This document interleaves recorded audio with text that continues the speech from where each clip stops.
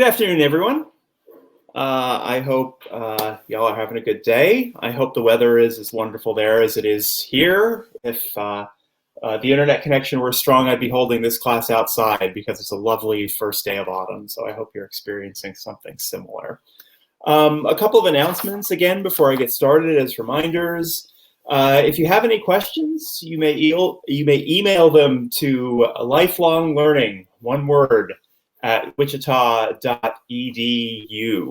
If you're watching this on YouTube, no one's monitoring the live chat, so we won't see them there. But if you email them to Lifelong Learning or to my email address at the bottom there, francis.connor@wichita.edu, happy to get back to you. There is a microphone set up for comments, questions, etc. I'll leave a little bit of a question period, certainly at the end of the talk, maybe at the end of the first hour. Feel free to stand on the X marked on the floor. Do not touch the mic, but feel free to ask questions if you have them. And I am going to take a 10-minute break after about 50 minutes, and I'll leave some time, at least 10 minutes at the end of the session for questions, comments, complaints, thoughts, ideas, anything else. So thank you again. So this week, our third weekend, the first couple of weeks, we've been working very early in Shakespeare's career, focusing on a couple of his classical texts, Venus and Adonis, which is based on Ovid, Titus Andronicus, which does come from a lot of fables in Roman histories. Today, we're going to leap pretty much all the way to the other end of Shakespeare's career and focus on his final tragedy, which is Coriolanus, which is also possibly his most political play. And this week, and with the plays we're going to look at next week, I want to dive into this issue of Shakespeare and politics, and to some extent how his plays continue to resonate politically. So to start, next slide, please. To recap a little bit, the 1590s is when Shakespeare really makes his reputation. He founds the Lord Chamberlain's Men in 1594. They're super successful enough that he buys a huge house in 1597, that his company builds the Globe Theater, which we talked about last week, in 1599. But something, a little thing that changes Shakespeare's aesthetic a little bit. In 1599, I'll talk about this in a little bit of detail later, there is an ecclesiastical regulation that will make it a little more difficult to write history plays. And in the 1590s, the plays Shakespeare is most famous for are Richard II, Richard III, Henry IV, Part 1, Henry V. So he had established himself in the 1590s both as an Ovidian poet and as a historical playwright. But after 1599, I think they decide it's not worth the trouble to do a lot of history plays. He only writes one straight-up history play after that, which is Henry VIII, which is his final or next to last play.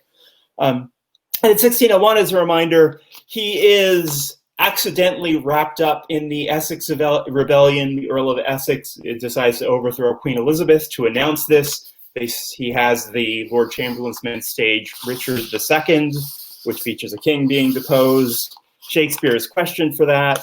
It's certainly the one time in his career where Shakespeare is involved in the affairs and machinery of state. So that's the cap of his early career, Shakespeare on the rise. Next slide.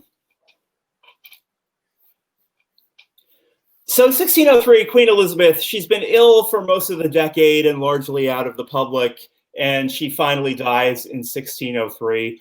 There's a lot of anxiety surrounding her death because Queen Elizabeth, of course, never married, never produced an heir.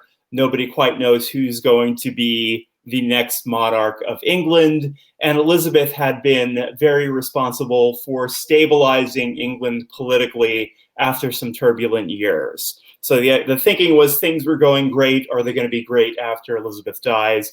You can see the anxiety of succession in a lot of Shakespeare's plays of the period, like Henry V, or even something like Hamlet. Fortunately, before she dies, it's decided that James VI of Scotland will be the next monarch of England. He becomes James I, and it is a smooth transition of power. But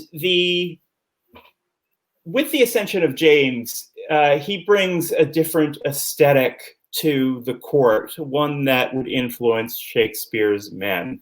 Queen Elizabeth liked going to plays. They often invited Shakespeare's men to perform at court. James did too, except James wasn't interested as much in what we call literature. James I is more interested in spectacle. He really likes at court to have what are called masques, that's masques, which are highly elaborate, allegorical, short productions that often like allegorically demonstrate, why James is a great king, or the discovery of the Americas, or things like that. So he likes elaborate spectacle more than plays themselves.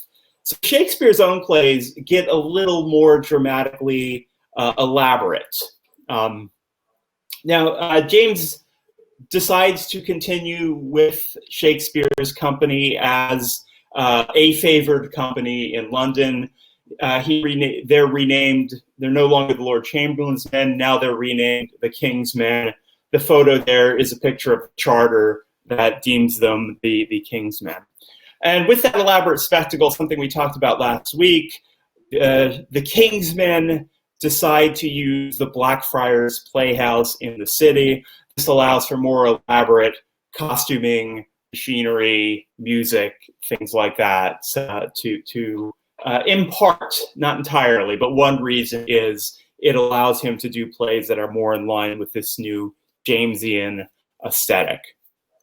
The other thing to keep in mind for this decade is that it's riddled with plague. And I just relist the dates for some of the main plagues, periods when theaters were closed. It happened very often during the 1610s. So this is also a decade where Shakespeare seems to be finalizing his sonnets, which were published in 1609. And it might be that he had some extra spare time because of plague closures.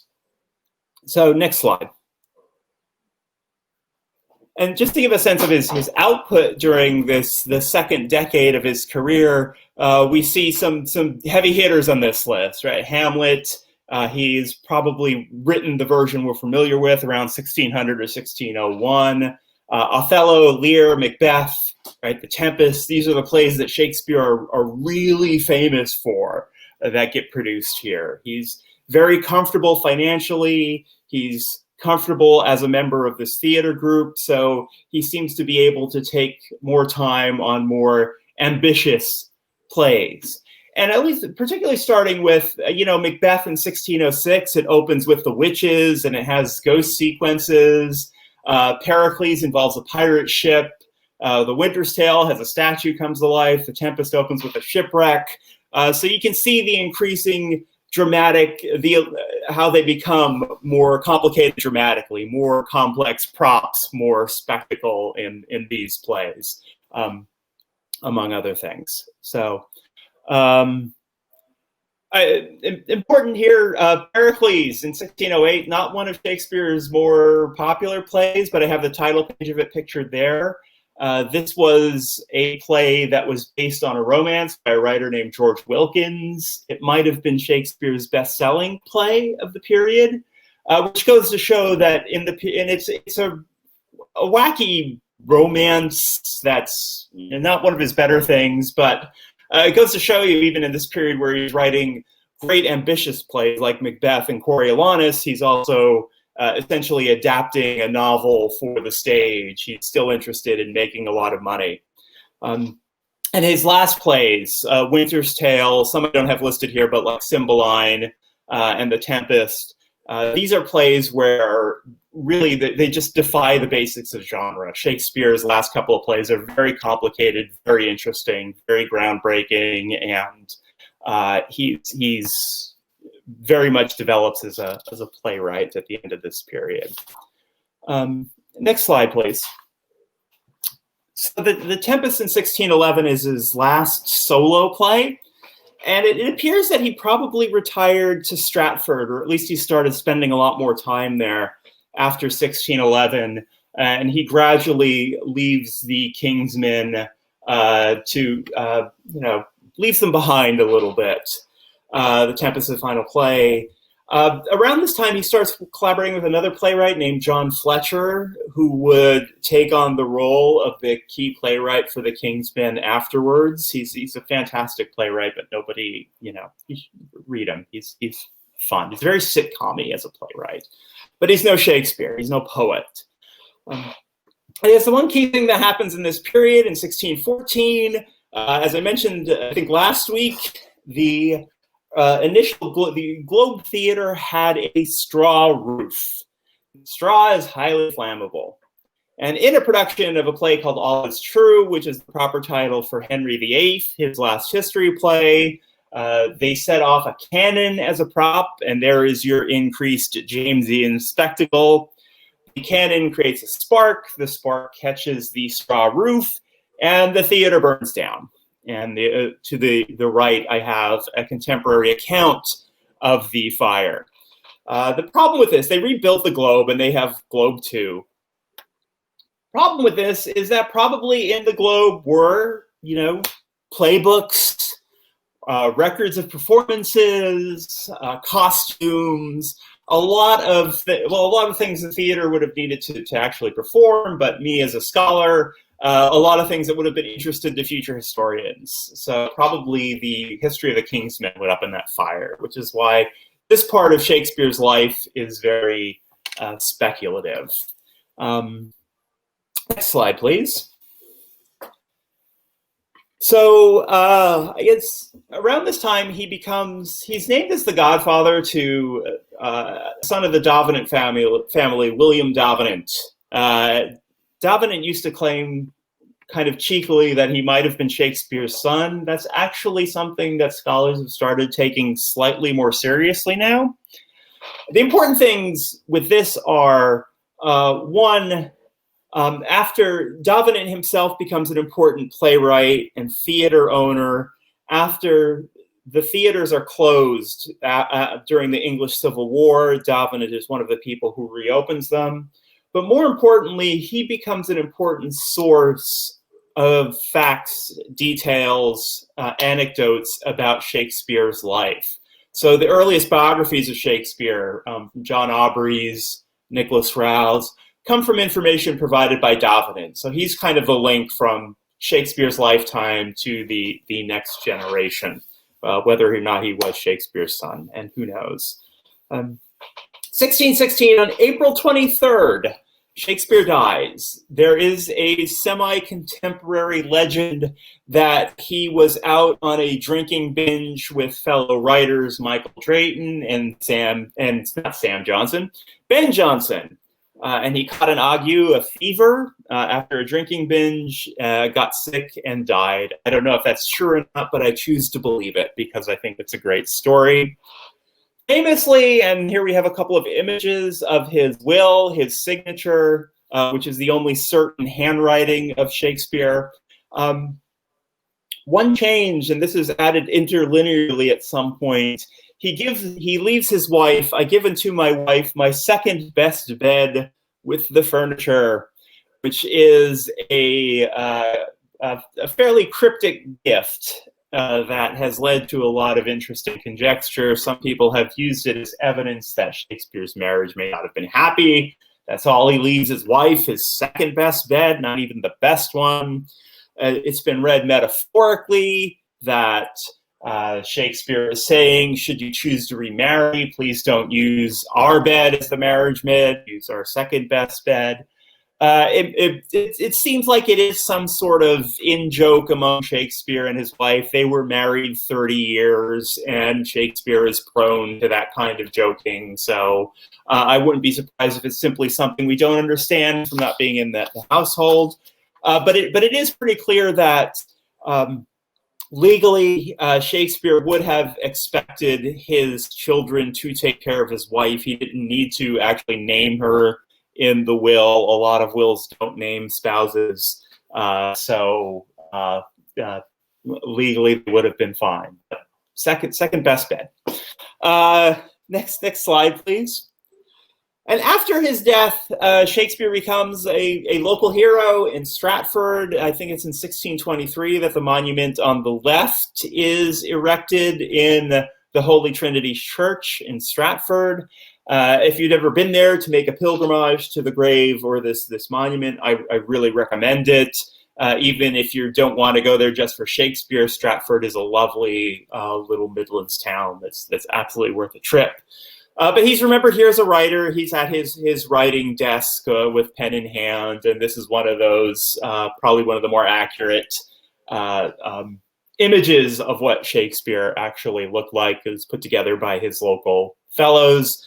On the right, is his tomb. There is a poem on it. It's essentially a curse that it puts a curse on anyone who might dig him up and move his bones. The legend is that Shakespeare himself wrote it, and he may very well have. But this would be, if so, probably his last literary work. The next slide, please. So 1623 also, it's a very important book. It's colloquially called the First Folio. It's properly called Mr. William Shakespeare's Comedies, Histories, and Tragedies. It is a collection of what was then understood to be his complete dramatic writing. And to the right is a clip of an advertisement for this in a book catalog in 1622. This was such a large book, it took about a year to put together. And a folio is a book where books are printed on large sheets of paper. A folio, that sheet is folded once to make 4 pages in each gathering. A quarto, most plays were in quarto, is folded twice to create 4 leaves, 8 pages in each gathering. An octavo is folded again to make 8 leaves, 16 pages in each one. So a folio is going to be a large book. And they tend to be a little more expensive than other plays, although not necessarily prohibitively so. The book was put together by a couple of Shakespeare's fellow players, John Hemming and Henry Condell. It's important to us because it includes 18 plays that had never been printed before, especially late ones, like The Tempest only appears in the First Folio, Macbeth, Winter's Tale. It seems Shakespeare's company had stopped having their plays published at some point. They may have been trying to do a collection of their own, or they may just not have seen the financial benefit to printing plays. So a lot of plays from Shakespeare's late period only appear in the folio. So if Hemmings and Condell hadn't put this together, we may have lost some of Shakespeare's great work. There are no poems in this. It's only plays. So it's kind of important in the history of English literature as the first collection of an author's work that only includes dramatic work. It's often credited as being a book that helped elevate the drama to the realm of literature. Taken seriously, printed in this fairly expensive book means that people culturally valued literature. But also, I mean, books published in folio at the time tended to be books by authors who sold very well. So it is a sign of his cultural value, but it's also possibly even more a sign of his commercial value, that people paid to attend Shakespeare's plays and paid to buy them. I don't know if there was a First Folio, I think, in 2016, that the Folger Shakespeare Library had a folio touring America. Around here, it stopped in Manhattan at K-State, I think. The closest complete folio we have, I believe, is at the University of Texas, and it's worth the trip down. There's a fragment of one at the library at KU, but there are plenty of places to see complete folios online. So it's an interesting book. And the next slide, we can look a little bit into this. On the left-hand side is the listing of the plays. They're organized by comedies, histories, and tragedies rather than chronologically, or a way that might have been helpful to historians. On the right-hand side is an essay attributed to Hemmings and Condell's called To the Great Variety of Readers. And the argument they make here, and to the great variety of readers, it goes to whether you're very literate or illiterate. The only way to preserve Shakespeare's memory, Hemmings and Condell argue, is by buying this book. Whatever you do, buy it, they say, and then you can judge Shakespeare. So for all that this folio is understood to canonize Shakespeare as an author, it's also primarily a commercial endeavor, even though it's important for preserving his plays. So next slide, please. And just kind of an aside, but an interesting one. There is a First Folio at the Free Library in Philadelphia. And this folio has a lot of marks and annotations in it. You can see on the left, I talked about commonplacing a couple weeks ago with Venus and Adonis, that early modern readers of Shakespeare's time, often read with a pen in hand, that they would mark off passages that they liked or add things to them. And you can see that on the left. On the right-hand side is the ending of the text of Romeo and Juliet in the folio, where somebody has written the prologue, which is actually missing in the folio version of Romeo and Juliet. So somebody took a quarto of Romeo and Juliet and added the prologue to the end. Recently, a scholar who's an expert in both handwriting and John Milton noticed that this handwriting looked a lot like Milton's handwriting, and people have come to believe that this is a folio owned by John Milton, who wrote, if you're familiar with Paradise Lost, right, the greatest poem in English. And if anyone is interested in one of these courses based around Paradise Lost, please let me know, because it's a lovely poem that I love to teach as well. So John Milton may have owned this copy of the First Folio and annotated it.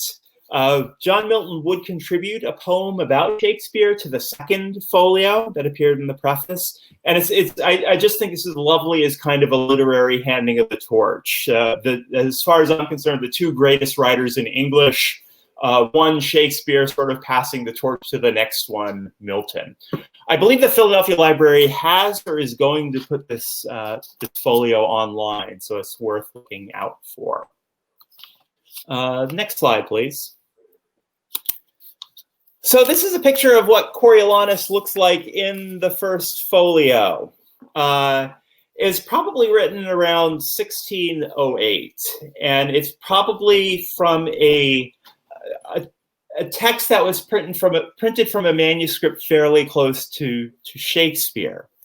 There are a lot of punctuation errors in this text. It's a pretty accurate text linguistically, but there are a lot of punctuation errors.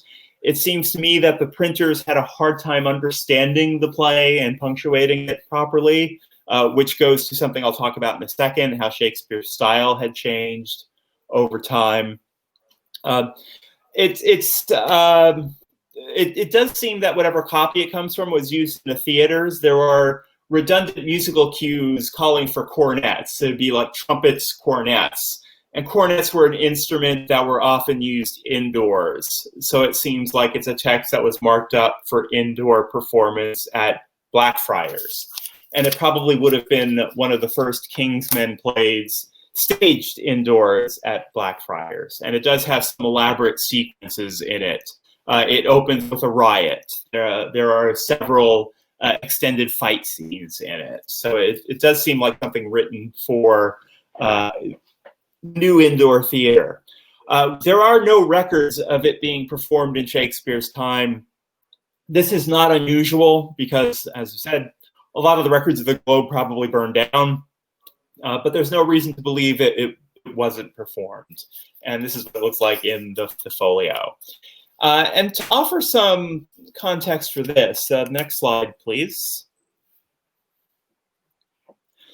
So this is when, in this decade, this is where Shakespeare starts writing plays based on classical themes more often. I mean, Titus is based on a classical theme, but it's a couple years between that and Julius Caesar, and he picks up on this for several plays in the 17th century.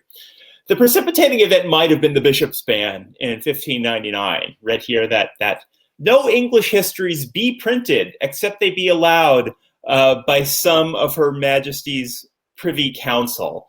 So in other words, the ecclesiastic authorities and the city authorities were a little worried that history plays, chronicle plays, like Henry V, although that's not one specifically mentioned in anything related to the Bishop's Ban, we're cutting a little too close. We're maybe too critical of the government. As we talked about last week, for the most part, the way the city treated plays was that as long as they were staged across the river over there, we won't regulate them too much, but apparently they thought the plays were getting a little too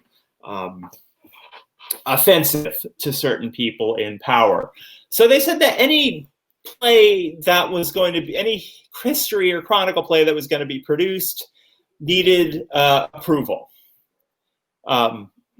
To be published, to be performed. So a play around this time that Shakespeare might have worked on was Thomas More. We saw that example of handwriting from a couple of weeks ago where Shakespeare probably added a scene. That seemed to be a play that didn't pass muster with censors. And just as a greater context here, the state could censor plays and the bishops could censor plays. So you had to go to a state authority and ecclesiastical authority. So there were a couple of censorship veto points you had to pass through. So it seems that Shakespeare's company thought it might have been too much of a bother to worry about producing any more history plays, because Shakespeare mostly stops doing that after Henry V in 1599. But classical plays could take on a lot of the themes that history plays did, and that seemed to be the way they worked around it. A lot of two books that very much influenced Shakespeare's classical plays. The big one is Plutarch, especially the translation by Thomas North, which first appeared in 1579. The 1595 edition is probably the one that Shakespeare used. When Shakespeare is writing Julius Caesar, he is taking dialogue straight out of Plutarch and making it verse. So that's heavily indebted to North. But later plays based on Plutarch, including Coriolanus, he's much freer in his adaptation.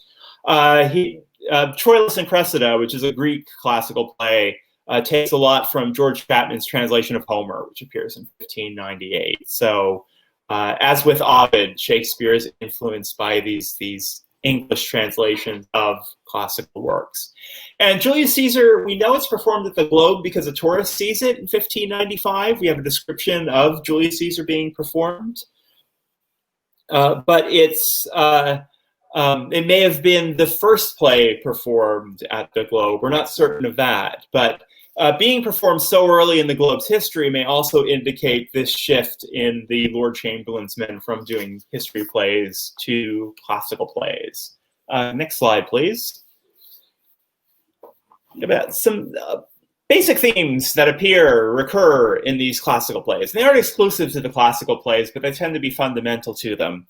That idea of rhetoric as a weapon. This is very much what Julius Caesar is about, for one, right? Mark Antony's Friends, Roman Countrymen speech, where he gets the people on his side, is a textbook example of how rhetoric can be used to sway people. When I teach this, I like to point to a scene where it's reported about Caesar rejecting the crown early in the play, and how different people interpret that event, and how, well, he didn't quite reject it, but he kind of made a face or some other things, all of which is another example of how rhetoric can be used not to communicate, but to obfuscate and to allow people to seize power, right, under the guise of communication. So that's a big theme. We'll see that in Coriolanus as well. These plays tend to a sign of Shakespeare's increasing sophistication. They're more philosophical and engage in more intense political debates. Troilus and Cressida is a play very steeped in formal philosophy. Coriolanus, as we'll see in a few minutes, opens with a treatise on the proper form of commonwealth. So it engages in some of the larger political debates of its time. And the last bit, how an individual psychology may shape national destinies. This is an idea that's carried over to some extent from history plays. But we'll see in Coriolanus, right? Coriolanus is depicted as a prideful general.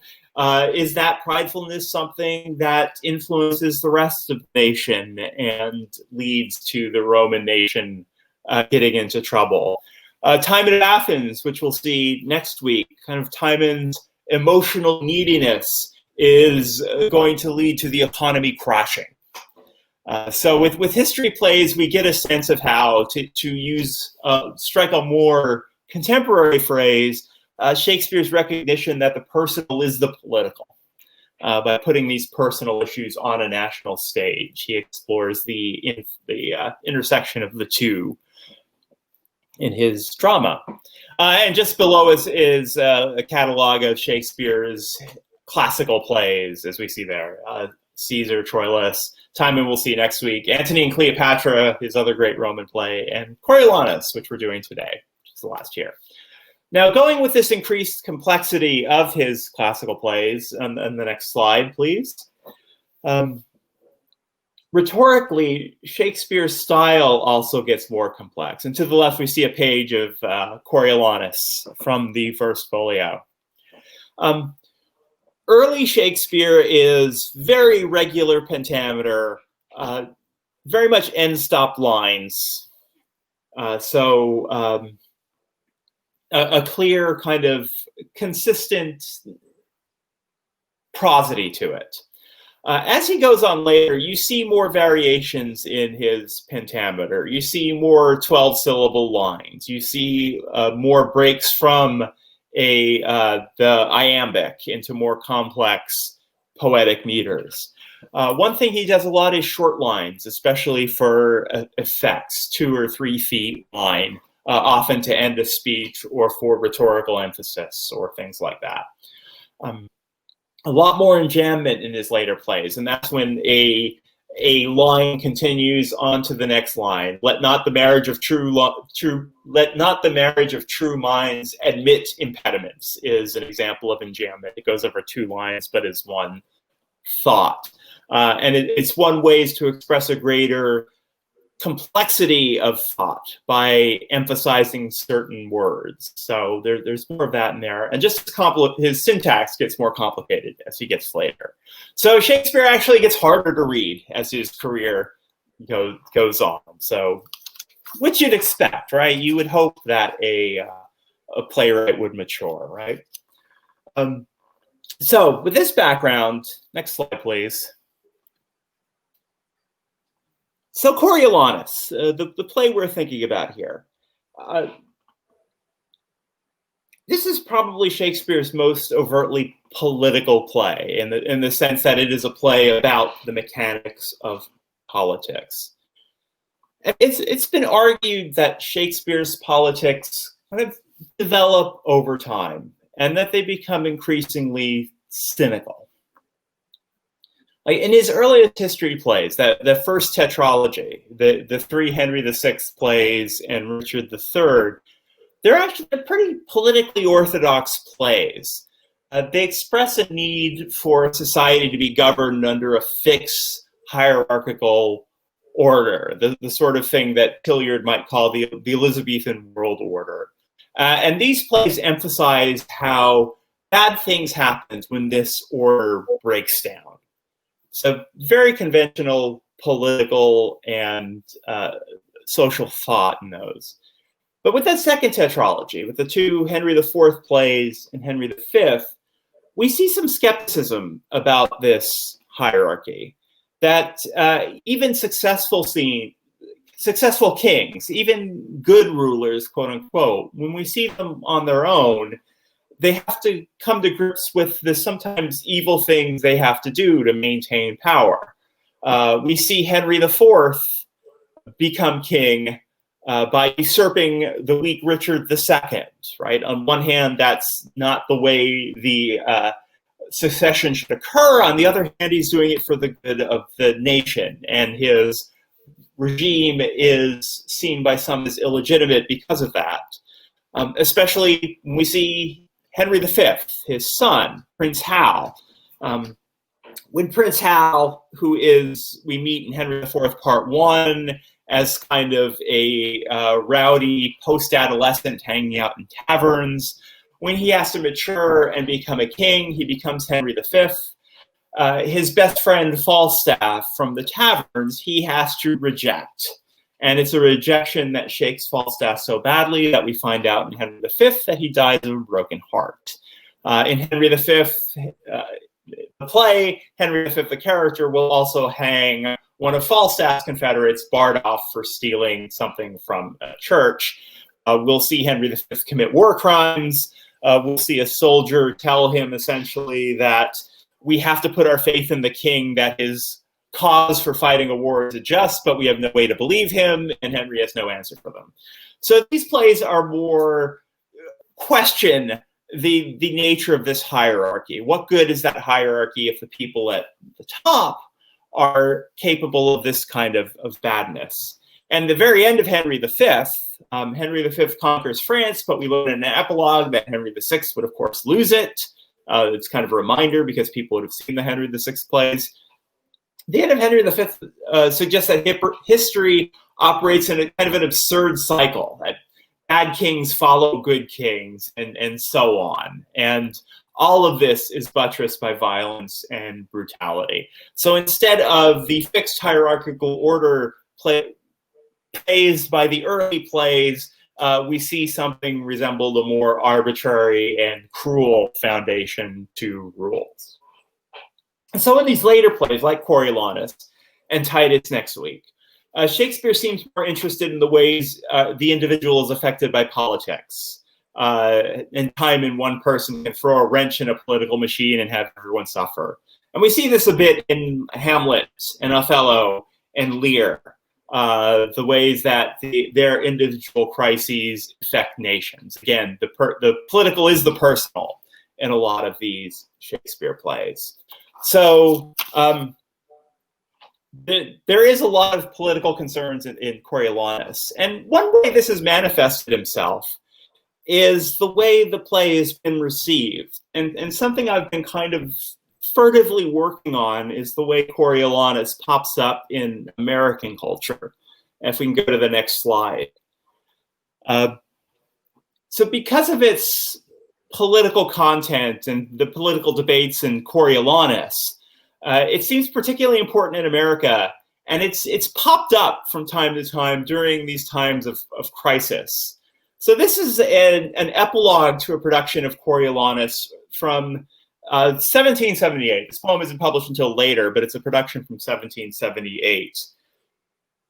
Coriolanus was a really popular play to be performed in America by the British soldiers fighting over here. But this was a production that was staged by the Continental Army. And the lines here at the end, and this would be an actor comes on afterwards to read this after the performance.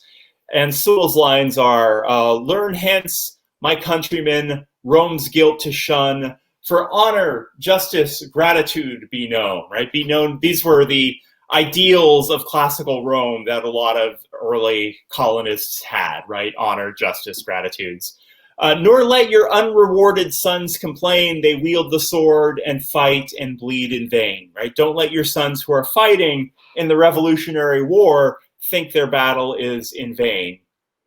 Lest, tempted like this Roman, they rebel, and gainst their country turn the unhallowed steel. Unless, because if you don't respect your son who are soldiers, they will turn against you, which is the plot of Coriolanus. But keep stern Coriolanus still in view. Impartial justice steadily pursue, and to each warrior give a warrior's due, right? Respect your soldiers, or they will kind of turn against you. And in the political context, right? The people who are fighting against England and trying to free us, if, you know, it possibly has more resonance here because it's very possible that a soldier could decide, you know what, maybe things aren't so bad under the yoke of royalist tyranny. We'll fight for England instead. But this is an example of how Coriolanus seemed to be used to stir the continental soldiers during the Revolutionary War. The next slide is a very different kind of revolution. This is a letter. John Yates Beale, who is a Confederate privateer from Virginia. So he ran his own private navy fighting the North. And this is from his diary that he kept during the war. And the text on the left, he's talking about news reports that he's hearing, and his key complaint is that the newspapers don't seem to be giving a fair account of the strength of the Confederacy. That's the Arkansas battle does not seem to gain credit in New York. The New York Herald says that it has to take with many grains of allowance, especially the superiority of the Confederates, which it does not believe at all.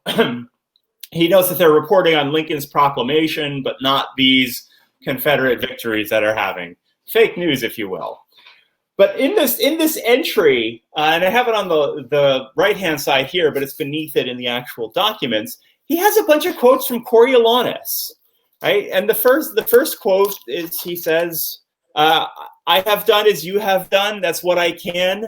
Induced as you have been, that's for my country. He that has effected his goodwill has overtaken mine act, which suggests that the Union who he's fighting against has only faked goodwill, that they don't really have goodwill towards the rest of their country. And Beale sees himself as fighting for honor. I mean, the second quote is one I'll talk about a lot later, which is, thus I turn my back, there is a world elsewhere, which is what Coriolanus says when he leaves Rome for his rivals, which is a very fitting for someone fighting for the Confederacy, right? There is a world elsewhere. I'm going to leave the Union and drive the Confederates. And another quote, I will fight against my cankered country with the spirit of the underfiends, right? So Beale sees himself as Coriolanus, betrayed by his own people and deciding to fight against the people he used to hold dear. So it's interesting. There are a lot of interesting things about this, that Beale was, while he was fighting on a boat or something like that, he had a copy of Shakespeare where he could copy these passages out. But it shows how he used them to think through and justify, to some extent, his participation in the Confederacy. Something similar is in the next letter, which is another account. Next slide, please.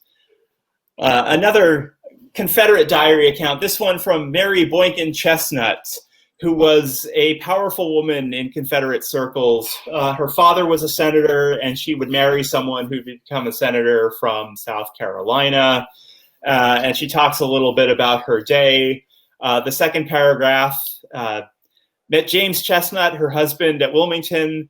They went back to Richmond. He was violently opposed to sending our troops into Pennsylvania, wanted all we could spare sent west to make an end there of our enemies. So they're talking war strategy. He kept dark about, I'm going to butcher this name, but we'll just go with Vallandigham.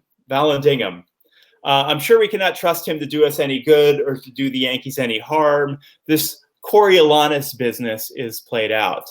That would be Clement Vallandigham, who was an Ohio congressman who supported states' rights but opposed the Civil War.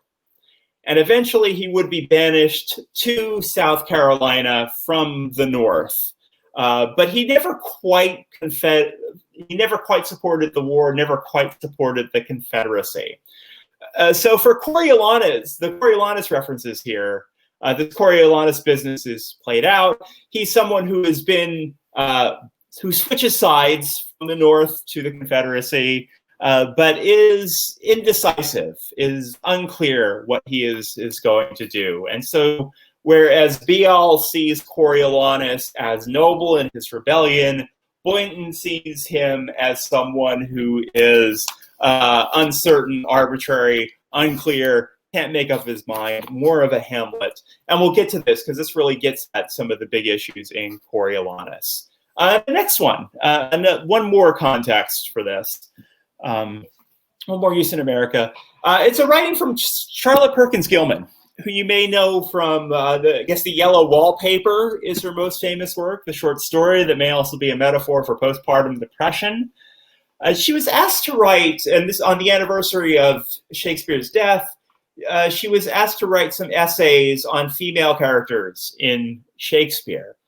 And previous to this, the women in Shakespeare's plays had often been praised by critics as being ideal women, being matronly, being proper. But Gilman, as her title gives the game away, Shakespeare's heroes as human beings, wants to see them as psychologically complex as any of Shakespeare's male characters. And that's what she does here with the character of Volumnia, Coriolanus' mother, who we'll see is kind of a troublesome character. But she calls him the noblest Roman of them all. She was a type of the honor worshiper, military honor, joyously desiring it for her son. She was proud enough, but also reasonable, human. She explains to him that he thinks nothing of lying, cheating in the course of active warfare. We'll explain what she does later. Why stick a little flattery when so much is at stake, right? The way Gilman praises the way Volumnia will teach Coriolanus how to be a politician. An able person, this Volumnia, and valued not for feminine chastity and maternity, but for human ability. Now, Volumnia is kind of not a bad person, but a troubling person in this play.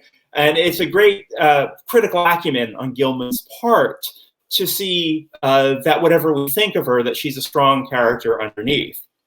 And she's writing this in 1916. Gilman was also a suffragist. It's a couple years later, women will get the right to vote. So we can kind of see how her reading of these Shakespearean characters may also have a greater political influence there, trying to break these Shakespearean characters from being proper matronly types to being human beings, the way a lot of suffragists wanted Americans to see women as human beings rather than fit them into certain types. So in a couple ways, and there are a lot more than this, and this is something I'm getting interested in, the way Coriolanus seems to pop up during moments of political crisis in America. I'll say one more thing, not to make this too contemporary political, but apparently one of Steve Bannon, one of Trump's men, has apparently written an adaptation of Coriolanus as well that I haven't read, but I would be interested in it. So again, we see Coriolanus popping up in American culture at interesting times. Let me do the next slide, and then we'll take a little break. And this just lists a couple of other critical opinions of Coriolanus that get at what's kind of a slippery play this is, right? A lot of those accounts from American history see Coriolanus as a hero betrayed by people, but there's a fundamental debate about this play. Is Coriolanus arrogant, prideful, a bad ruler that the people were right to banish? Or is Coriolanus a noble warrior, though reluctant to rule, who's unfairly cast out by the people? And these quotes kind of get at the different debates about Coriolanus. Right? Robin Hedlum Wells sees him as unsympathetic, the least sympathetic of Shakespeare's heroes, she calls him. Oscar Campbell sees Shakespeare as asking us to disdain Coriolanus. Instead of ennobling Coriolanus through his fall and death, Shakespeare mocks and ridicules him to the end. So he sees Coriolanus as a figure we're supposed to similarly mock and ridicule. A.C. Bradley, in his book on the tragedies, focuses on that conflict. Though he is the proudest man in Shakespeare, he seems to be unaware of his pride. It does not prevent him from being genuinely modest, for he never dreams that he has attained the ideal of worship, the ideal he worships. Yet the sense of his own greatness is twisted around every strand of this worship, right? He wants to be great, he wants to be a leader, but pride keeps getting in the way. So Bradley, typical for Bradley, has a keen sense of the psychological conflicts within the character. Sir Sidney Lee sees him as straight out arrogant, right? Shakespeare depicts the career of a man who thinks by virtue of inordinate self-confidence and belief in his personal superiority over the rest of his countrymen that he can safely abjure and defy the common patriotic instinct which keeps the state in being. So Sidney Lee sees Coriolanus as a threat to the social order. He sees him as someone who is prideful and should not rule, and the people are right to banish him. But the last quote, the impossibly named Esme Cecil Wingfield Stratford. I almost want to read this in a posh accent. Shakespeare's hero is every inch a gentleman. He possesses in overflowing measure all the virtues particular to aristocracies. Brave, courtly, generous, modest. He is of a type with which increasing difficulty we try to turn out from Eton and Oxford. He has a contempt which is particularly Nietzschean for those who manifestly failed to realize his standard. Coriolanus believes that the people were made to be governed by gentlemen. So Wingfield Stratford seems to think Coriolanus has a point here. He is prideful and arrogant, but that's because he is ultimately courtly, generous, all this good stuff, the model of a leader.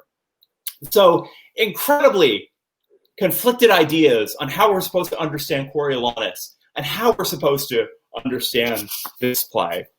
And I'll dig into that in our next hour. I'll talk first about a couple of performances of this, and then I'll dig into some passages from the play. And hopefully we'll at least get you thinking about this and try to see what we all think about Coriolanus. So let's take about 10. We'll be back a little after, I guess, 2 o'clock on your end, and I'll see you in a little bit.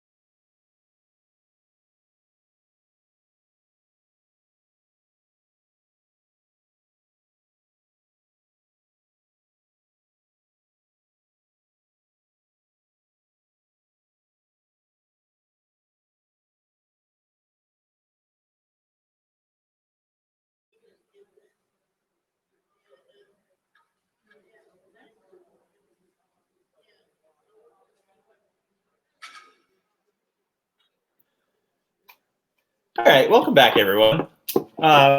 So I wanted to resume by just looking briefly at a couple people who've played this role and talk about how they give slightly different takes on what he is. Ralph Fiennes made a film adaptation of Coriolanus about 10 years ago. And I love this quote, which I think explains his approach to it. It's a political parable, Fiennes says.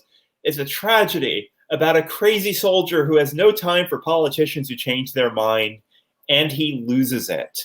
When I've taught this play to undergraduates a couple times, I've had students who served in Iraq or Afghanistan who've asked if they think if it's possible that Coriolanus suffers from shell shock or is influenced by things he's seen on the battlefields. And I certainly think that might be some element of his character, and I think that's one that Fiennes leans into.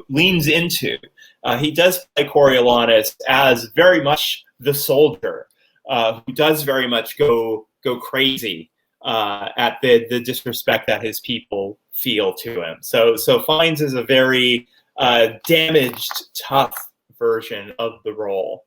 Next slide, please. This was from one of my favorite productions I've ever had the fortune to see in person in Washington, D.C., the Shakespeare Theater Company's production. It's played by an actor named Andrew Long, and he's on the far right there. And he really leans into the more ambitious patrician Coriolanus, right? His mother is a great woman of Rome, Volumnia, and so his Coriolanus takes a little bit of that, and he does allow Coriolanus some ambition.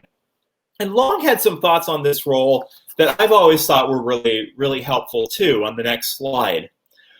He says, you have to find some way to make Coriolanus tragic. Next slide, please. You have to find some way to make Coriolanus tragic, even though you're not allowed inside him, the way you are with some of Shakespeare's other tragic heroes. I'm not even sure Coriolanus lets himself inside. He is a product of his mother and a product of his prowess on the battlefield, and his greatest qualities as a soldier, his pride, his valor, are in different situations his greatest faults. So for Long, he's someone who's been built by his mother, built as a soldier, and that's all he knows. He's not an introspective character. And I think that's really interesting because for Shakespeare, for so many of his characters, he's interested in their psychology. He's interested in their interiority, even someone like Aaron the Moor. But here he's writing a character who may not be aware of his own interiority, and that's an interesting character exploration in himself. As Coriolanus is a character who won't let you inside him. And we'll see how that conflict manifests himself in the play. Next slide, please. And this is a more recent production. This was at Donmar Theater. I think this production played in Wichita a couple years ago as part of the National Theater Live series. And I cannot recommend this more strongly than ever. I think this is perfect. And this is a production that I think really put Coriolanus back on the map as an important Shakespeare play. And I like Peter Kirwan's quote that Hiddleton's incitement of his troops' valor in front of Coriolis involved him locking eyes with a handful of others, employing his soft, clear voice to imply a personal relationship with each. Soldiers were driven by a desire for their leader. His Coriolanus is more lithe, athletic, but sensitive. He's battle-hardened, just like all the other ones. But there is a sense that he is, as brutal as he is, he tries to capture him as somebody who maybe isn't fundamentally brutal, but was made that way. It's a weirdly sensitive Coriolanus that I think is brilliant, and also a contrast to the way Coriolanus has been played. And hopefully we'll see a little bit of his role in that in a little bit. So next slide. So to really get us started here, the key ideas in Coriolanus. Let's say Shakespeare comes to understand that politics and the struggle for power aren't simply the results of backroom struggles of kings and princes, but they're a more complicated negotiation between the individual and those groups an individual identifies with, most inevitably family and the rest of society. So there's no divinely ordained order, but a constant negotiation between spheres. And this is the key issue in Coriolanus. The play asks questions about how these political spheres function. What can an individual expect of his family or his employer? What does society expect of a citizen? Should citizens understand a person's institution? How should citizens understand how Caius Marcius's military background makes him a suitable leader? What does Caius Marcius, what does Coriolanus owe people other than his rule, other than his service? So the idea of the ways that society is an intricate power struggle, the questions of what makes a good ruler, is Coriolanus' strength and experience as a soldier enough to make him a good ruler or not? And the idea that we're all sort of torn between different spheres, right? Coriolanus is a soldier, but he's also a family man, and he's also political. And often those institutions are in conflict with one another. And we'll see that a lot. So to get into the play with some shots of how this very elaborate opening scene, which depicts a corn riot, has been portrayed. So generally, Shakespeare's histories and tragedies begin with a crisis of either succession, like in Henry IV, Part 1, or we saw that with Titus Andronicus, or the threat of an invasion. But Coriolanus immediately distinguishes himself because the crisis is internal, not external. It's not a threat to the throne. It's not a threat from another country. It's from the people. It's a riot over food. They're worried they're paying too much for corn. And corn in Shakespeare's time just meant food generally. It was kind of a generic term. A lot of them blame Caius Marcius. Coriolanus isn't named Coriolanus yet. For the first act, he's Caius Marcius. And they blame him for this. And the citizens have a debate opening the play about this, discussing Coriolanus as an individual. And a lot of the citizens think that he is, quote, the chief enemy to the people. But a couple of citizens dissent. And they point to his accomplishments as a soldier, that he has worked to protect us from invasion, and therefore he's a good person. But other people find Coriolanus proud and unsuitable to be a ruler. So this immediately sets the stakes for Coriolanus in the play. What do we think his good qualities and his bad qualities? Is being a soldier enough to make him a great ruler? Is his sin of pride enough to disqualify him from being a great ruler? And what responsibility do the citizens have? We see them having here a debate in the first part, but we'll see slowly that the citizens can be manipulated when they're not debating unto themselves. So the next slide.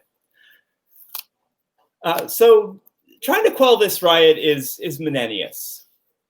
And the people call him, he's one that always hath loved the people. He's trusted by the patricians as well. So the commoners and the rulers both like him. So he has this, he can mediate between these two sides. And he comes and he tries to explain that the famine isn't caused by the patricians, but it's the result of the gods. It's the result of nature. Nothing can be done. And the people, the citizens, should not slander the helms of the state. It's not the senator's fault. It's not the patrician's fault that there is a shortage of corn. Now, some of the citizens offer examples of how the patricians have hoarded corn and done bad things to them. And Menenius is going to defend his rule with an elaborate metaphor, the fable of the belly. And this puts forth a theory of how a commonwealth should operate. And this isn't an idea that comes from, this is an idea that's very prevalent in the political thought of Shakespeare's time. This doesn't necessarily originate with Shakespeare. So I want to try something here.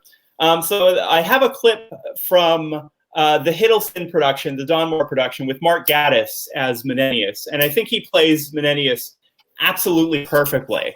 So here, hopefully this works, and we can see him talk about, deliver the fable of the belly.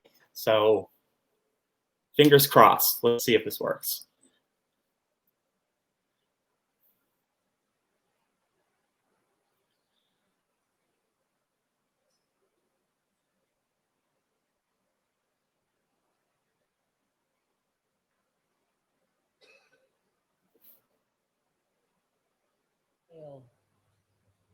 There was a time when all the body's parts rebelled against the belly, thus accused it that only like a gulf it did remain in the midst of the body, idle and unactive, still cupboarding the viand, never bearing like labor with the rest, where the other instruments did see and hear, devise, instruct, walk, feel, and mutually participate, did minister unto the appetite and affection common of the whole body. The belly answered. Well, sir, what answer made the belly? Well, I shall tell you, with a kind of smile, for look you, I may make the belly smile as well as speak. It, what? I will tell you. You are long about it.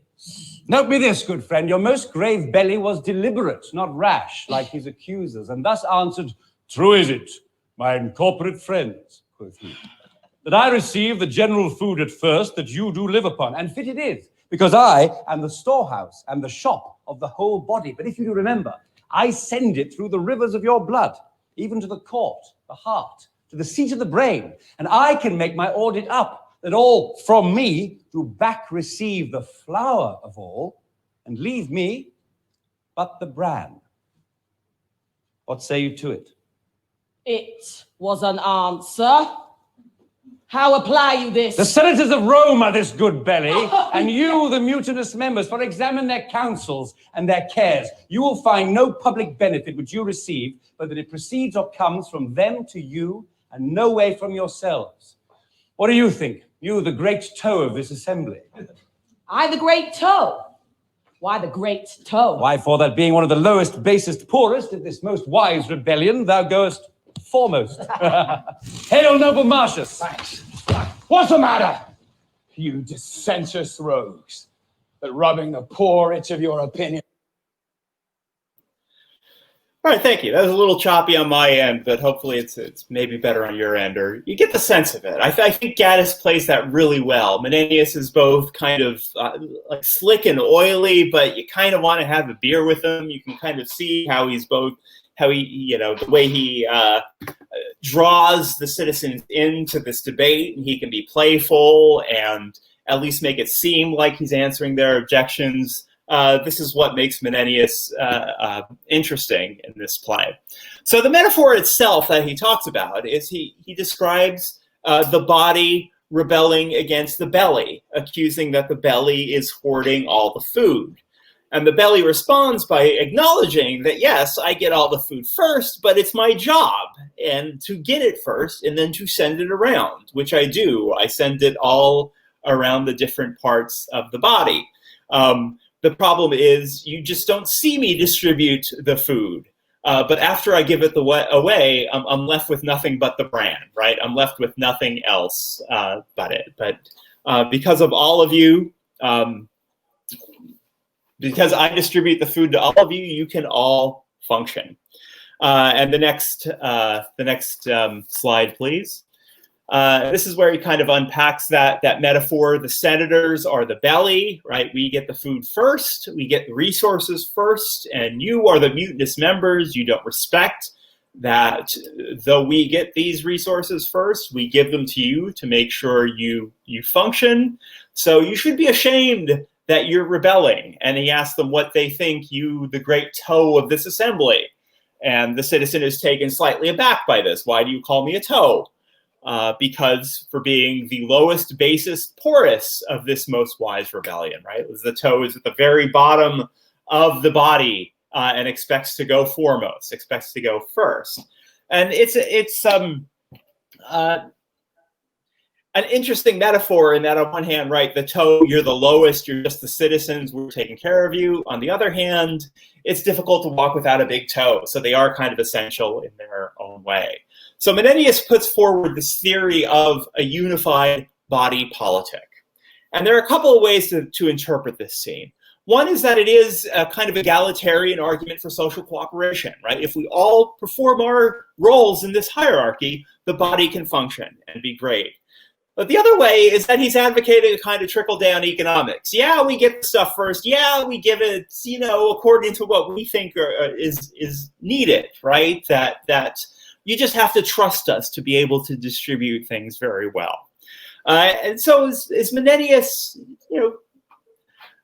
is he trying to humor the audience, trying to distract them, trying to trick them into believing this hegemonic social structure or whatnot? It's difficult to say, but this is where we get into these conflicts of power. There are just so many ways to read what's going on here, and the play doesn't quite settle on one of them. Now, at the very end of that clip, we saw Caius Marcius, the future Coriolanus, enter, and he's not happy. Next slide, please. And we see a little bit about why some people think he may not be the best person to be a senator of Rome. He comes in calling them, what would you have, you curs that like peace nor war? You dogs, what do you want? He uses the metaphors of animals to insult them. He that trusts to you where he should find you lions finds you hares, right? Instead of being strong and brave, he finds you frightened rabbits. Where foxes, geese, where you should be a sly fox, you're actually just a sacrificial goose. Who deserves greatness deserves your hate, right? People who actually perform great things, you offer them nothing but hate.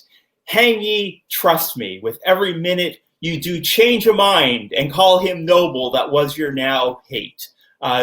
You, the citizens, are fickle. You don't know what you want. You like somebody 1 minute. You praise me for being a great warrior 1 minute. You hate me the next one. You're not to be trusted. So in summary, you cry against the noble Senate who under the gods keep you in awe, which else would feed on one another. How dare you complain about the Senate, because if the Senate weren't there, you would rip one another apart. So Caius comes in very impolitic. You see a bit of his pride. You see a bit of his arrogance. You see that the citizens aren't making these qualities up. But he is here. You can see why he needs Menenius to do PR for him. Also, go on to the next slide. We'll move this on a bit. Now, this harangue is interrupted because they get some notice that the Volsces, nearby people, are threatening to attack Rome, and they're led by one Aufidius. And Aufidius and Caius Marcius are rivals. And Marcius jumps at the opportunity to be a general and to fight in this war. And the bulk of the rest of Act 1, a lot of Act 1, shows that though Caius Marcius / Coriolanus may not be a great politician, his reputation for pridefulness and arrogance is earned. He is a great soldier. Can we go to the next slide? These are some of him in battles. We see him in action. At one point, the battle takes up a lot of Act 1. He shames his soldiers into fighting. Some soldiers don't want to enter the gates, and he has to shame them. He enters gates alone, and the soldiers don't follow. Eventually, he comes out with a bloody head, and he uses this wound to inspire his soldiers. And I think I have we'll try another clip that I have on the next slide, and I'll talk about this in a second. So if we can go there and try to play that and see if this, fingers crossed. Who's yonder that does appear as he were flayed? Oh gods! He has the stamp of Marcius, and I have before time seen him thus. So now the gates are open. Now prove good second. Flower of warriors! Worthy sir, thou bleedst. Thy exercise hath been too violent for a second course of fight. Sir, praise me not. My work hath yet not warmed me. The blood I drop is rather physical than dangerous to me. To Aufidius thus will I appear and fight. Though I could wish you were conducted to a gentle bath and balms applied to you, yet dare I never deny your asking. If any such be here, as it were sin to doubt, that love this painting wherein you see me smeared, if any fear lesser his person than an ill report, if any think brave death outweighs bad life, and that his country's dearer than himself, let him alone. Or so many so-minded wave thus to express his disposition and follow Marcius. Oh, me alone. Make you a sword of me. If these shows be not outward, which of you is but 4 Volskis? None of you but is able to bear against the great Orpheus a shield as hard as his. Come on, my fellows, make good this. Yeah, all right. We get a little bit of Henry IV here, right? This is kind of an inspirational speech. And it comes in with a bloody head, and this is actually in the stage directions that he has a wound, and here he's going to use that to fire up his people. He imagines himself as literally something of the point of the sword, right? Oh me, make you a sword of me, and at least in this production, this is what gets his fellow men all riled up, and together.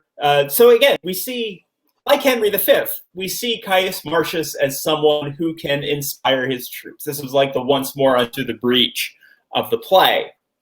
And eventually they do enter the gates. Caius Marcius meets Aufidius one-on-one in the battlefield. He defeats them. The Volsci invasion is repelled. Caius Marcius is a hero, and as part of his reward, he's given the name Coriolanus. So in the first act, we see him maybe not great talking to people, but a great soldier. We see his value to English society. We can go to the next slide. We're actually backing up slightly in the play to talk about where he comes from. And in the midst of this political and military drama, we have a domestic scene. His wife, Virgilia, and his mother, Volumnia, are seen knitting and talking. Virgilia is very much the conventional war wife. She worries about Caius in battle. She worries about what's going to happen to him. But Volumnia tells her she shouldn't. She reveals a lot about her character in this little speech here. She tells Virgilia, methinks, imagine I hear your husband's drum, see him pluck Aufidius down by the hair as children from a bear, the Volscis shunning him. Methinks I see him stamp thus and call thus, come on, you cowards, you were gotten fear, though you were born in Rome. In other words, she's asking Virgilia to be strong by imagining Caius Marcius beating up Aufidius and inspiring his soldiers. This hasn't happened yet in the play. That scene I just showed happens afterwards, but Volumnia is confident that'll happen, and it's how she tries to motivate Virgilia to not worry about her husband. And Virgilia worries about the blood. His bloody brow, oh Jupiter, no blood. Oh, please don't let my husband bleed. But Volumnia, away you fool, quiet you. It more becomes a man than guilt his trophy. The breasts of Hecuba, when she did suckle Hector, looked not lovelier than Hector's forehead when it spit forth blood at Grecian sword condemning. So she conflates a couple of images here. One, baby Hector being breastfed and baby Hector being split open his head. I'm sorry, I'm into it now. Being split open his head with a sword. And she says that bloody wound of Hector is more beautiful than that maternal image of the mother and child. And we get a sense of who Volumnia is. She has very much internalized the masculine ideal of Rome. And we see, perhaps, or we can infer a bit about how Coriolanus was raised as a boy. And to put a point on this, a little bit later, we get a report of Coriolanus' son from another lady who reports that his son had kind of played with a butterfly and then caught it and ripped it apart. And Volumnia loves it. So this sort of savagery is tied into Volumnia, and it's being passed on to Coriolanus' son, and it's idealized, right? Don't worry about your child because he is, don't worry about your husband, Virgilia, because he is strong, and he is going to hurt people. He's a great warrior. And that ends up being the case, again, in the first act. We see him defeat the Volscians almost single-handedly, and move his soldiers to do so. So the next slide, please. So because of his military prowess, the Senate wants him to run for council. And Coriolanus is open to this. The problem is it's an elected position, and Coriolanus has to talk to the populace and ask for their voices. And he's not keen to do this. Why? So, Menenius, we're pleased to make you counsel. Coriolanus, I owe them all my life and services. He is pleased to serve the council. Menenius, it remains that you do speak to the people. Coriolanus, I do beseech you, let me overleap that custom, for I cannot put on the gown, stand naked, and entreat them for my wound's sake to give their suffrage. Please you that I may pass this doing. So traditionally, the candidate would stand in the town square in a gown of humility, and in Coriolanus's case, it would expose his war wounds, which is, Menenius is fine with, because this is what will make him a good candidate. They'll remember you're a war hero and want to give you your voice for the council seat. So on one hand, and again, there are a couple of ways to play this. Is this Coriolanus's arrogance? Right? The people don't deserve to see my wounds. They don't know what I experienced as a soldier. They don't get to see it. But it could also very much be shyness, that he's used to being in battle. He's not used to being a public figure. He's not used to being talked about, or to appear humble. Right? It's a bit of a crisis for him, and that's understandable, right? We shouldn't necessarily expect soldiers to be politicians or to be public figures, right? We expect them to be soldiers. So he's reluctant to have the people do this. And Menenius gives a little bit of advice. He says, put them not to it, pray you go, fit you to the custom. Coriolanus responds, it is a part that I shall blush in acting, and might well be taken from the people. And this is a metaphor that'll run through this play about politics as a kind of performance. I may not be a politician, but I'm going to try to perform this one. And we'll see where he gets that from. Up there, I have pictured Sicinius and Brutus from the Donmar production. While all this is going on, while Coriolanus is trying to make his appeal to the people for their voices, Sicinius and Brutus are tribunes. They represent the people, but they're also very self-interested, and they doubt Coriolanus, and they're going to be key in influencing the people's voice. So next slide, please. So he agrees to meet the citizens, and it goes pretty well. He's most sweet voices. Well, at the beginning of this first part is kind of an aside, where he worries, better to die, better to starve, than crave the hire which we first do deserve. Why in this woolish togue should I stand here to beg of every hob and dick that does appear their needless vouches? Custom calls me to it.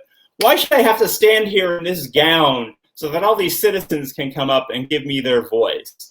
And the text is unclear here. It's either a woolish togue, in other words, he feels he's kind of a wolf in sheep's clothing, wearing a woolish toga, or it might be a womanish togue, that he feels wearing the toga versus his military gear feminizes him. This is one of those textual problems that I'm very much into.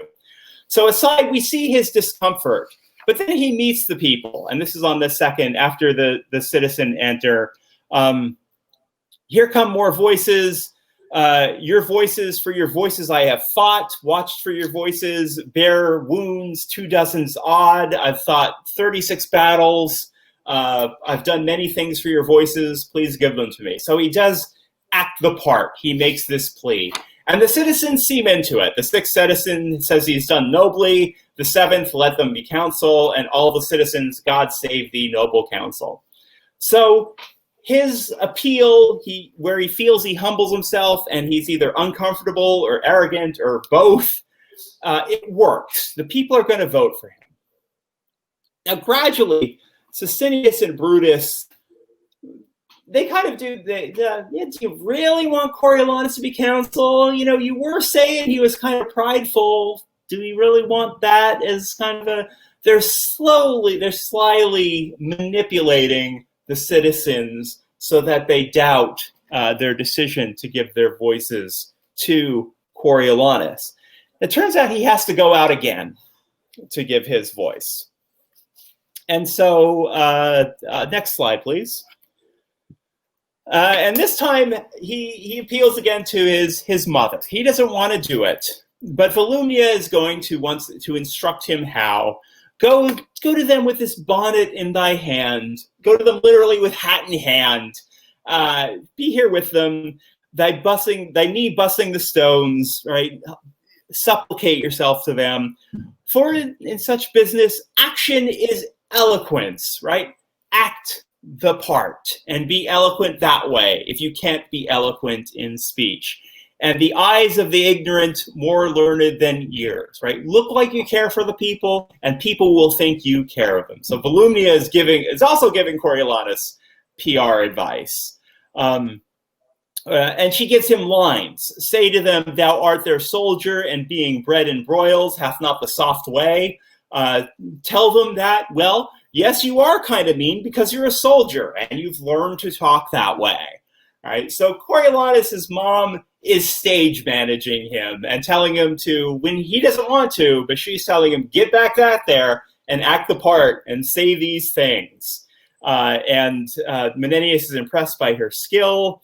Volumnia, prithee now, go and be ruled, although I know thou hast rather follow thine enemy into a fiery gulf than flatter him in a bower. I know you would rather jump into a fire to fight someone you hate than flatter the populace that you don't want to do.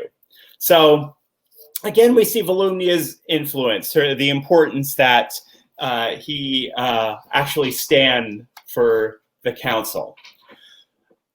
He does this. But this time, the citizens don't buy it. Sicinius and Brutus have very much gotten into their heads and convinced him that Coriolanus is not good for the country. Some of the citizens call him a traitor. And that sets Coriolanus off. Because Coriolanus has been a soldier loyal to his country.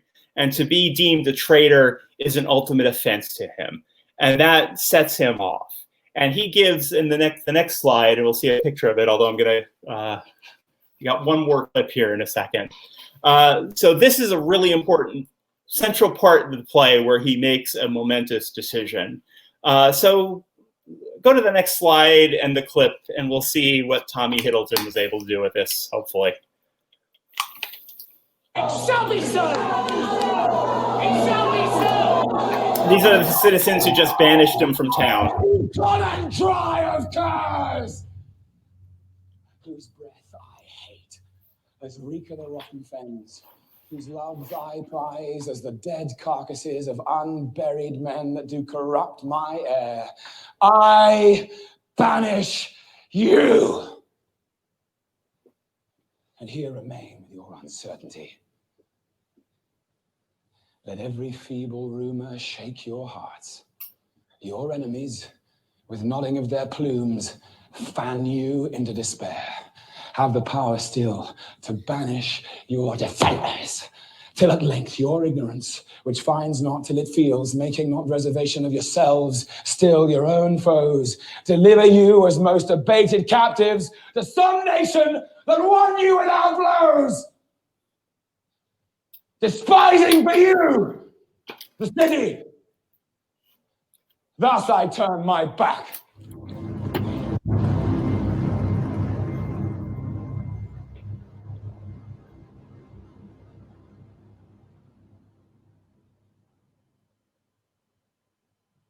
There is a world elsewhere. All right, so this is quite the take this job and shove it speech. The people are going to banish him. They think he's a traitor. He's offended at this notion that he's not patriotic to Rome. He breaks out the animal imagery again, right? You common cry of curs, you stupid dogs. And I hate all of you, whose breath I hate as reek of the common fens. I hate your horrible breath. I prize your loves far less than the soldiers who fought for me. I banish you. You're not getting rid of me. I'm getting rid of you. I can now reveal my contempt for you, and I am leaving town. And he gives them a threat, right? Here, remain with your uncertainty. Who else is going to defend you if I am not here? let every feeble rumor shake your hearts, right? In the beginning of the play, it was that the news that the Volsces and Aufidius were going to invade that put Coriolanus into action. Now, every time you hear that rumor, you're going to be afraid because you don't have Coriolanus. Your ignorance, which finds not till it feels, right? You don't know what you've gotten rid of until you feel the effects of having done that.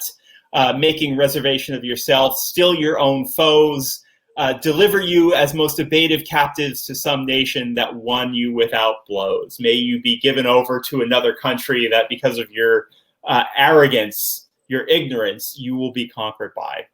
So, despising you for the city, thus I turn my back. I hate you all, and so I am leaving.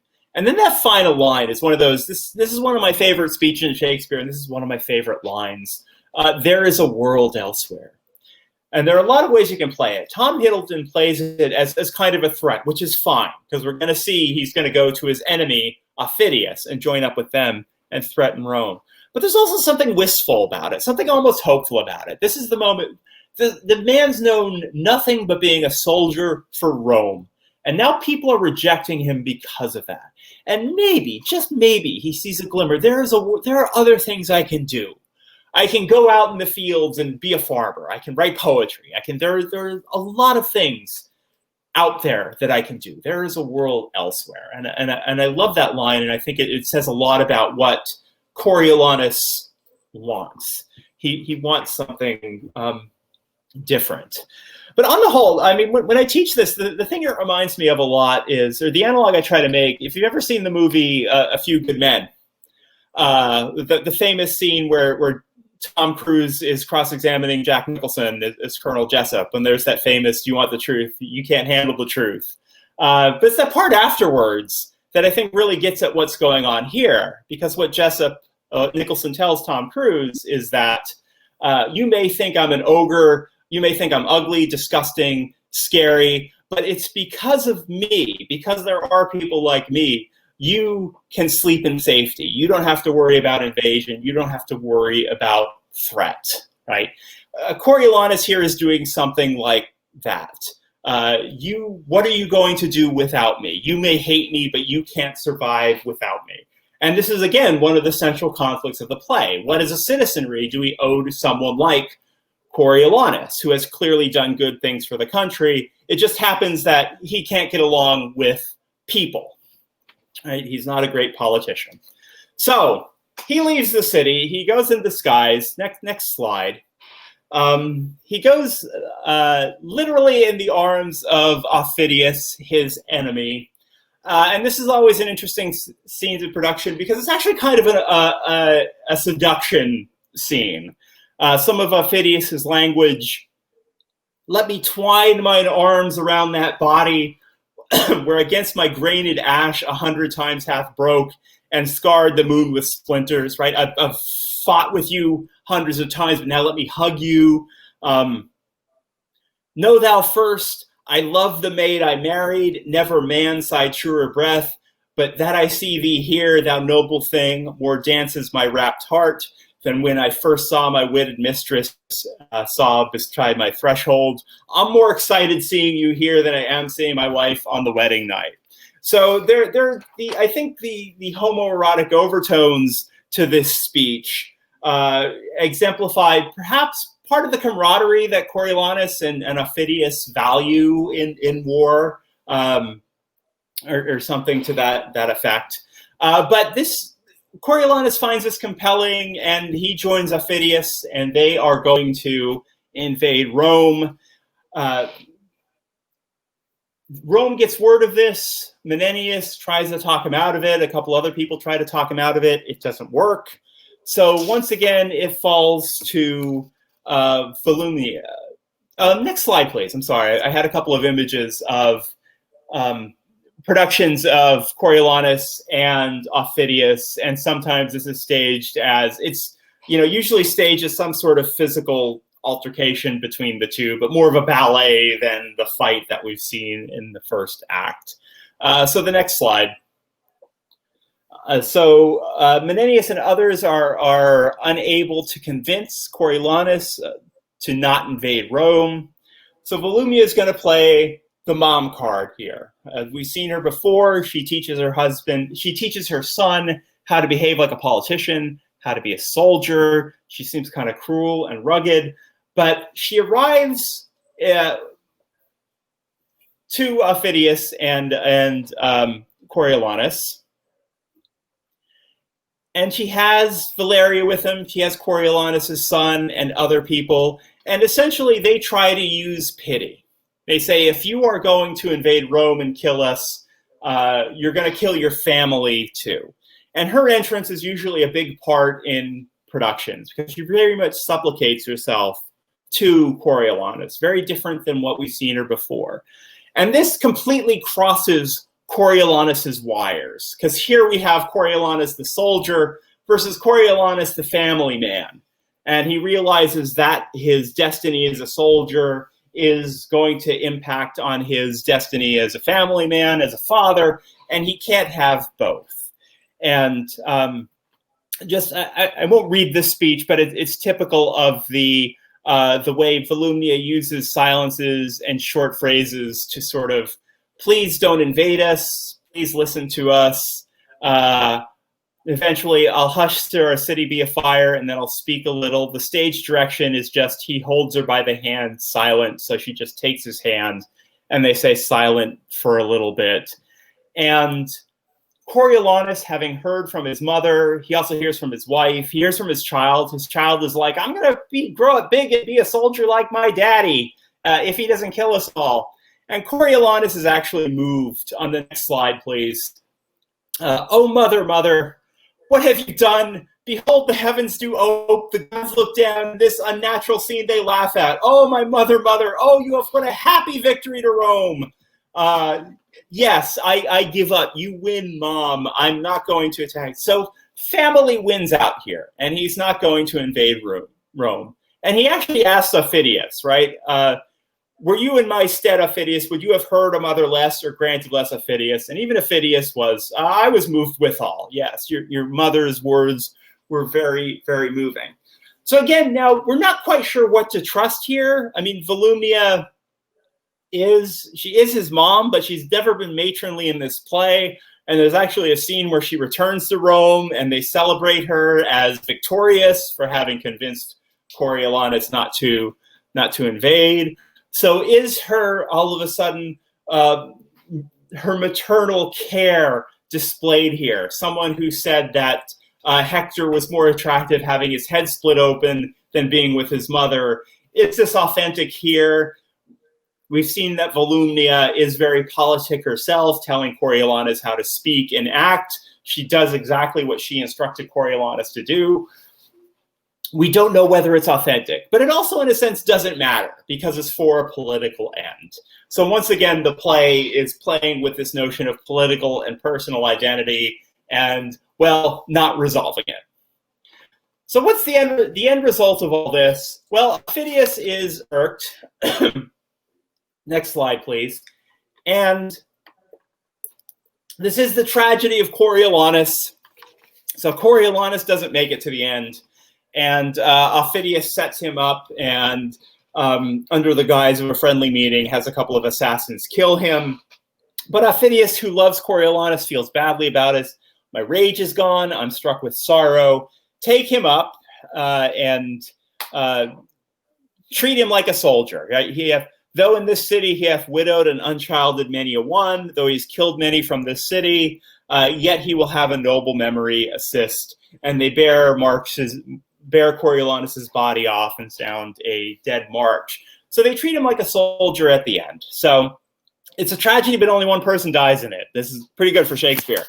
The question, of course, at the end that it leaves ambiguous is, well, now that Coriolanus is gone, Phidias can pretty much take Rome. It is undefended, and they don't have Coriolanus. So there doesn't seem to be a good ending to this play. And Phidias's final words seem to suggest that Rome may have gotten rid of one of the best things about it.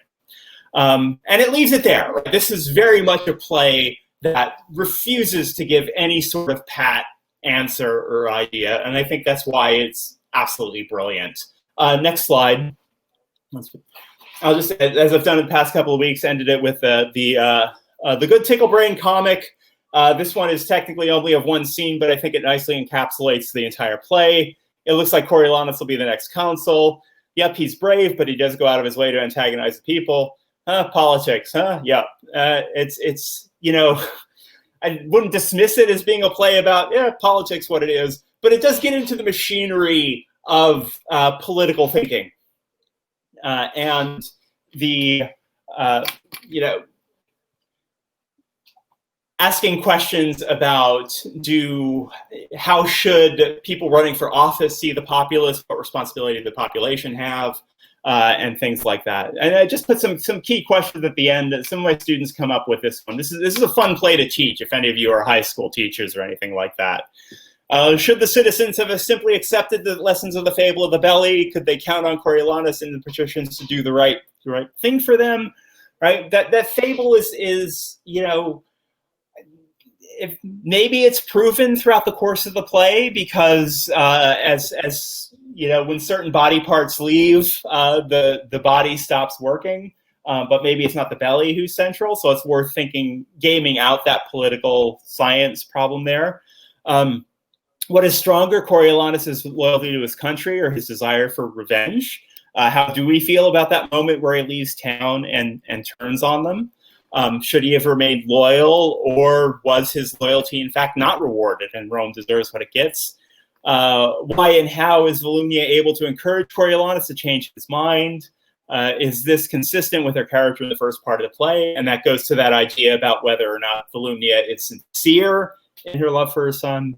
And Shakespeare's Coriolanus and Henry V compare as rulers, soldiers, politicians, sons, etc. What arguments about nobility does Shakespeare raise through such noble figures? Who would fare better as a ruler? And that's a great discussion question, because both of these plays very much talk about the good and bad attributes of a ruler, with Henry V through the perspective of someone who seems to be a very good king but has a dark underneath him. Coriolanus, someone who seems incapable of day-to-day rule, but is nevertheless has good qualities that a country needs to sustain itself. So that's my rant on Coriolanus. Final slide as we go out on an image of Ian McKellen as Coriolanus. Next week, I'm going to throw together two different seeming plays, but I think there are some connections. I think these are also plays that are, in some sense, Shakespeare dealing with politics. As You Like It as kind of almost an environmental play, and Timon of Athens as a very interesting play about economics. And that'll close out this course. So that's all I have for today. I can stick around if there are questions in the room or on email or anywhere else, or as always, feel free to send me an email during the week or whatnot. And thank you for listening. Thank you.